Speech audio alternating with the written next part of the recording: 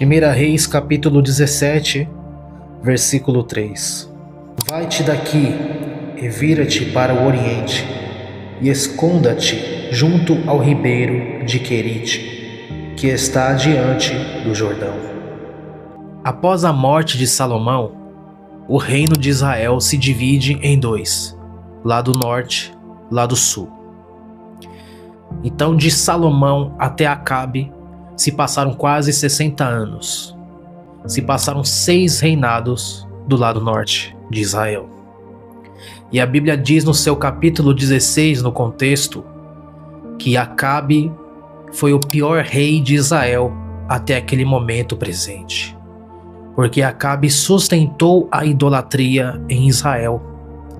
Mas quando a Bíblia traz essas informações de que Acabe foi o pior rei que Israel já teve até aquele momento presente, por causa de sustentar a idolatria, eu também me lembro de outros reis que foram idólatras, como por exemplo, o rei Salomão, filho de Davi. Salomão começou bem o seu reinado, mas em certo momento do seu reinado ele se corrompe, por causa de suas esposas estrangeiras.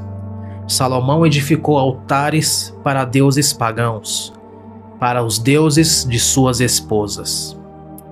Mas diferente de Salomão e de todos os reis que antecederam Acabe, Acabe ainda foi pior que todos eles, não só porque sustentou a idolatria, mas também perseguiu e matou os profetas do Senhor. Acabe e Jezabel são responsáveis pela queda espiritual de muitos israelitas. Fizeram com que o povo que adorava a Deus soltassem a mão de Deus, levando aos israelitas o pecado da apostasia. Porém agora Deus levanta um homem chamado Elias. O nome de Elias também já confronta a idolatria, porque Elias tem um significado, e significa: o Senhor é meu Deus. Então aonde Elias chega, aonde Elias passa, o nome de Elias já está declarando que o Senhor é meu Deus. Quando o profeta diz que não vai chover segundo a sua palavra, ele não está apenas confrontando o rei, ele também está mostrando para Acabe que o tal Baal não é Deus, porque eles acreditavam que Baal era Deus da chuva, Deus da fertilidade. E quando Elias profetiza seca num ambiente onde Baal dominava, Elias está esfregando na cara do rei que Baal não é Deus, porque o Deus verdadeiro vai fazer secar aonde Baal faria chover.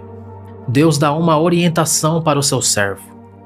A instrução é: Elias, se esconda no ribeiro de Querite, ao leste do Jordão, porque eu já mandei os corvos te alimentarem. E o capítulo também diz que todas as manhãs e todas as tardes os corvos estavam lá, alimentando Elias, trazendo pão e trazendo carne. E Elias continuava bebendo da água do ribeiro. Quando a água do ribeiro seca, por causa da seca que foi profetizada, Deus muda a estratégia. Agora Elias tem que sair de Querite e vai para Sarepta, porque lá tem uma viúva que vai acolher Elias. Quando Elias chega em Sarepta, ele encontra com essa viúva. O que ela está fazendo? Colhendo gravetos para fazer a sua última refeição para ela e para o seu filho. Quando ela coloca o profeta dentro da sua casa, o milagre acontece. Acontece que não falta farinha e não falta azeite enquanto o profeta de Deus está naquela casa. Até aqui a gente consegue ver a provisão divina acontecendo. Deus manda pássaros que são chamados de impuros para alimentar um justo. Deus manda uma mulher que não é judia para alimentar um israelita. A primeira lição que a gente aprende aqui é que quando a gente escuta a voz de Deus e segue a sua orientação, a gente não fica dependente de recursos da terra, a gente fica dependente de recursos dos céus. Agora Deus muda a estratégia. Elias tem que sair de Sarepta. É hora de Elias se apresentar ao rei Acabe. O mesmo Deus que manda no 17 se esconder É o mesmo Deus que agora no 18 manda Elias aparecer. E quando Elias sai de Sarepta, ele encontra com Obadias. Obadias é alguém que trabalha para o rei Acabe, mas ainda é fiel ao Senhor nosso Deus. Enquanto Acabe e Jezabel mandam matar os profetas do Senhor, Obadias está escondendo os profetas de Deus. Obadias consegue esconder 100 profetas em 2 grupos de 50. Enquanto Elias permanece escondido a mando de Deus em Querite e em Sarepta, ninguém consegue achar Elias. Isso me faz lembrar do Salmo 91. Aquele que habita no esconderijo do Altíssimo, à sombra do Onipotente descansará. Elias encontrou com Obadias e mandou avisar o rei que ele tinha voltado. E o rei encontra com Elias e Elias faz uma convocação. Manda chamar os israelitas, os 450 profetas de Baal e os 400 de Aserá, para encontrar comigo lá no Monte Carmelo. Acabe gosta da proposta. Até então, é 450 de Baal, 400 de Aserá, contra apenas Elias. E o seu Deus, o Deus grandioso, o Deus verdadeiro, o Deus que responde com fogo. E o que acontece no capítulo 18 é o episódio que todos nós já sabemos o que acontece. Elias orando na terra e Deus respondendo com fogo do céu.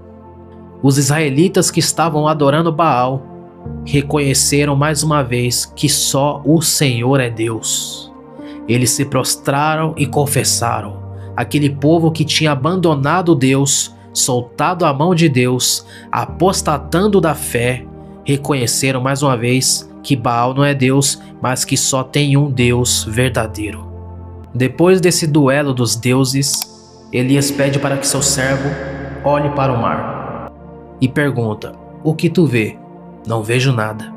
Elias está orando e pede para ver de novo e diga: o que tu vê? Não vejo nada.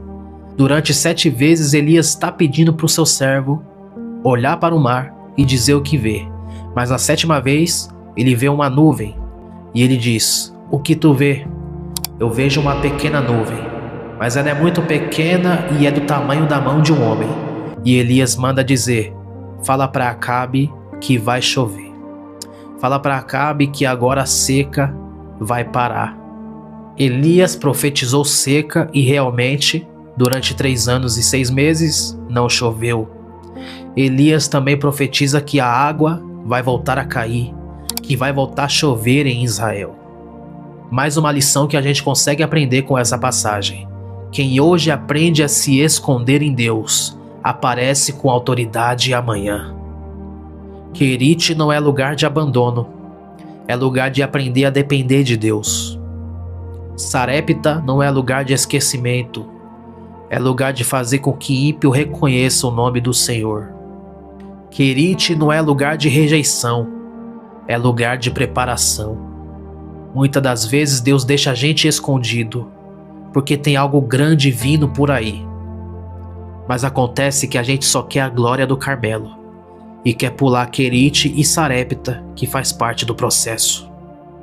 Moisés passou 40 anos escondido no deserto, para Deus poder levantar ele e dizer: você vai ser o libertador do povo israelita. Jesus Cristo também passou 30 anos escondido, para poder exercer o seu ministério de maneira pública. Tudo tem um preparo, tudo tem um tempo certo para acontecer, tudo tem um tempo certo para que a gente possa ser usado da maneira que Deus quer usar a gente. Que venhamos ter paciência, que possamos procurar aprender mais sobre Deus, conhecer mais sobre o nosso Deus, porque quando Ele realmente começar a nos usar, seremos ferramentas afiadas na mão do Senhor, seremos instrumentos afinados na mão do Senhor. Que a gente não venha ter pressa para ser usado, que a gente possa absorver o máximo de conhecimento possível. Primeiro a gente senta para aprender, depois é que a gente tem direito para falar. Fique com essa palavra, meus irmãos, e que Cristo Jesus abençoe vocês.